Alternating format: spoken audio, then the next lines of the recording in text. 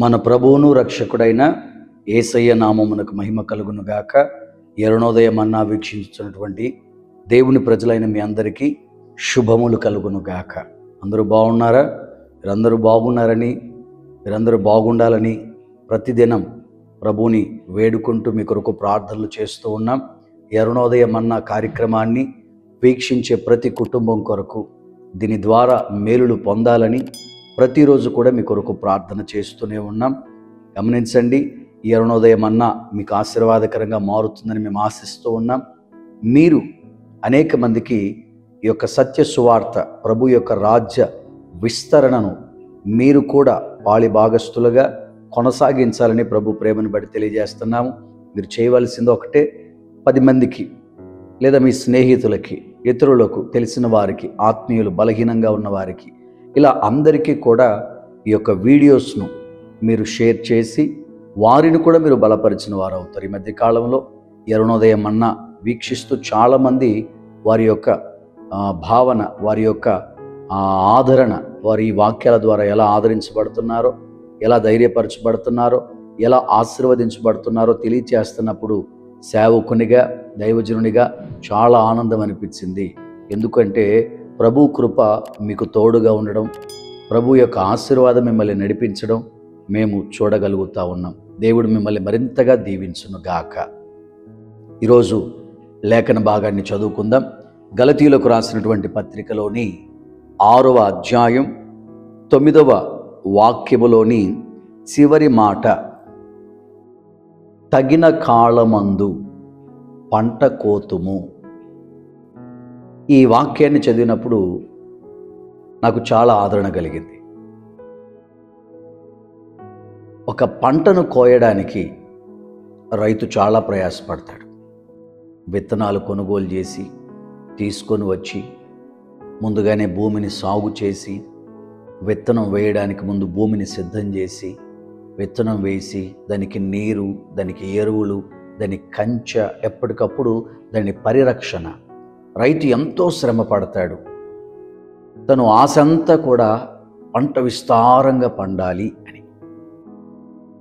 తీర పండే సమయానికి రైతు అనుకున్నటువంటి యొక్క ఆ ఆశీర్వాదం అది పంటలో కనబడకపోతే రైతు ఎంతో కుమిలిపోతాడు, ఎంతో బాధపడతాడు. ఇలాగే మన జీవితాల్లో కూడా చాలా సందర్భాల్లో మనం చాలా అనుకుంటాం, ఈ నెల ఇది జరగాలి, ఈ సంవత్సరం ఇది జరగాలి, మా అబ్బాయికి ఇది జరగాలి, మా ఆయనకి ఇది జరగాలి, మా కుటుంబానికి ఇది జరగాలి, ఏ విధం చేతనైనా మేము దీని నుంచి బయటపడాలి అని చాలా రకాల ప్రయత్నాలు మనం చేస్తున్నాం. ఇన్ని ప్రయత్నాలు మనం చేస్తున్నప్పుడు తగిన సమయంలో మనం ఆ పంటను కోయకపోతే మనం పడ్డ ప్రయాస అంతా కూడా నిరుపయోగమైపోతుంది. కానీ దేవుని వాక్యం ఏమంటుందో తెలుసా? ఖచ్చితంగా దేవుని నమ్ముకున్న నీవు, దేవుడే ఊపిరిగా బ్రతుకుతున్న నీ కుటుంబం, దేవుణ్ణి ఆరాధిస్తూ యథార్థ హృదయంతో వెళుతున్న మనకు ఆయన తప్పక మేలు చేస్తారు. అదే వాక్యం అంటుంది, తగిన కాలమున పంట కోస్తాము, పంట కోస్తాము, పంట కోస్తాము. తగిన కాలమందు మీరు పంట కోస్తారు. రైట్ టైం, సరైనటువంటి సమయంలో, ఏ టైంలో మనకు పంట రావాలో, ఏ టైంలో మనకు పంట అవసరమో తగిన టైం ఒకటి ఉంటుంది. మీరు చూడండి, ఈ మధ్యకాలంలో ఒక రైతు చాలా బాధపడ్డాడు. దాదాపు ఒక 10 ఎకరాలు ఉంది ఆయనకి. 10 ఎకరాల్లో పంట వేశాడు. పంట వేస్తే ఆ పంట విస్తృతంగా పండింది, విస్తృతంగా పండింది. చాలా ఆనందపడ్డారు కుటుంబం అంతా కూడా. కుటుంబం అంతా చాలా ఆనందపడ్డారు. తీరా పంటంతా తీసుకొని మార్కెట్కి వెళితే అసలు ఆ కాలంలో మార్కెట్కి ఆ వస్తువు యొక్క, ఆ పంట యొక్క వాల్యూ పడిపోయిందట పూర్తిగా. రైతు తీసుకొచ్చినటువంటి ఆ పంటంతా కూడా కనీసం తన పొలంలో పనిచేసిన వ్యక్తులకు కూడా ఇవ్వలేనంత తక్కువగా అమ్ముడుపోయింది. చాలా బాధపడ్డాడు ఫోన్ చేసి, అన్నయ్య చాలా బాధ అనిపించింది నాకు, ఎంత కష్టపడ్డామో అంత విస్తృతంగా పంట వచ్చింది, కానీ అది అమ్ముడు పోయే సమయానికి, అంటే రైట్ టైం ఏదైతే మార్కెట్కి వెళ్ళే సమయం ఏదైతే ఉందో ఆ సమయానికి దాని వాల్యూస్ పడిపోయాయి అన్నయ్య. చాలా బాధపడ్డారు. నాకు అప్పుడు అనిపించింది, పంట రావడం ముఖ్యం కాదు, తగిన సమయానికి రావడం ముఖ్యం.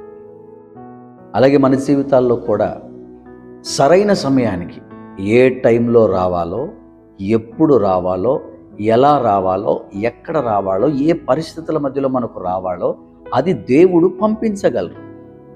ఒక్కోసారి ముందే వస్తే దాని ఆశీర్వాదం మనకు తెలియదు, వెనకొచ్చిన దాని ఆశీర్వాదం మనకు అర్థం కాదు. అందుకనే దేవుడు కూడా సరైన సమయం, తగిన సమయంలో నీకు ఇస్తాడు.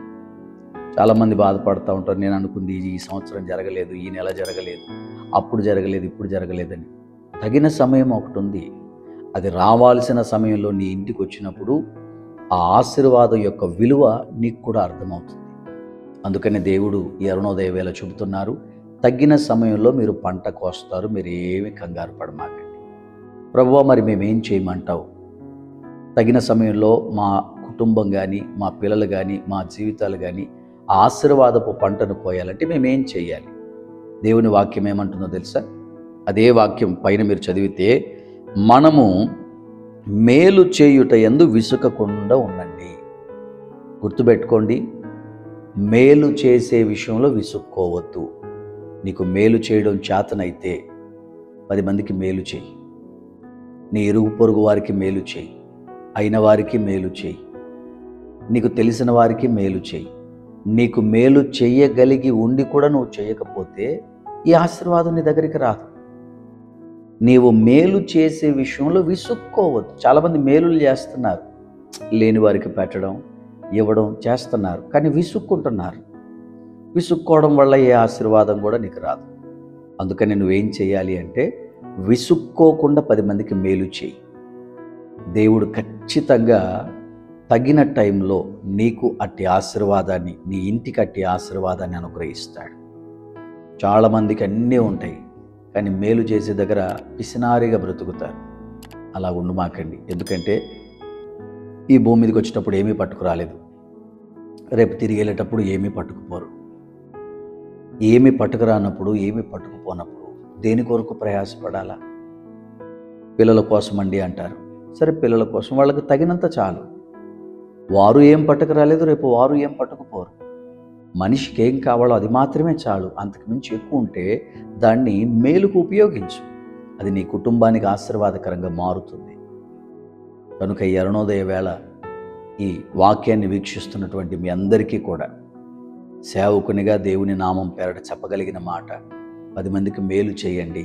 ఆ మేలు రేపటి రోజున నీకు, నీ ఇంటికి కృపగా మారి దేవుని ఆశీర్వాదం తగిన సమయంలో ఒక పంటగా నీకు ఇవ్వబడుతుంది. కనుక సిద్ధపడండి, ఇక మీదట చేయండి. ప్రభువు మీకు తోడై ఉండును గాక. చిన్న ప్రార్థన చేసుకుందాం. కరుణ కలిగిన దేవా, పరిశుద్ధుడు అయిన దేవా, మీకు వందనాలు. అరుణోదయ వేళ తగిన కాలంలో పంట కోయాలి, సరైన సమయంలో ఆశీర్వాదం ఇంటికి రావాలి అని ఆశతో ఎదురు చూస్తున్న ఈ కుటుంబాలన్నింటినీ మీరు దీవించండి.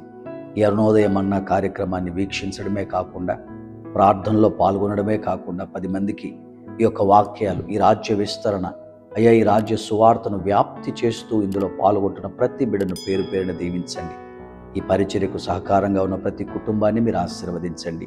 నా ప్రభువా, మీ హస్తాలకు అప్పగిస్తున్నాను. ప్రతి ఒక్కరికి తగ్గిన కాలమున ఆశీర్వాదం రావాలి ప్రభువా.